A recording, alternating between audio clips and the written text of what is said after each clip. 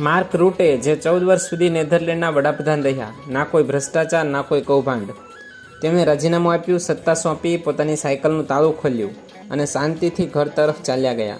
કેમેરાની કોઈ ચિંતા નથી, દેખાડાની કોઈ જરૂર નથી.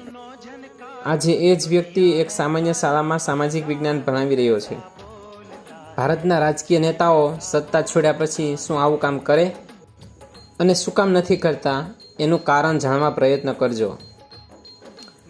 આપણે અહીંયા સામાન્ય કોર્પોરેટર પણ ફોર્ચ્યુનરમાં ફરે છે. ડેનમાર્કમાં દુનિયામાં સૌથી ઓછો ભ્રષ્ટાચાર છે. તેથી જ ત્યાંના વડાપ્રધાન અને નેતાઓ સાયકલ દ્વારા ઓફિસ જાય છે અને ઘણા મંત્રીઓની સંપત્તિ સામાન્ય નાગરિકો કરતાં પણ ઓછી છે. શું ભારતમાં આ શક્ય છે? કારણ છે ભારતના ધારાસભ્યો, સંસદ સભ્યો અને દરેક રાજકીય નેતાઓને લાખો રૂપિયા પગાર અને પેન્શન મળે છે અને એ સિવાય વીઆઈપી સુવિધાઓ તો વધારાની. અને આ બધાના કારણે જ ભ્રષ્ટાચાર વધી રહ્યો છે. શું એ સાચી વાત છે? તમને શું લાગે છે? જો તમે આ વાત સાથે સંમત હો તો વિડીયો લાઈક કરજો અને શેર કરજો.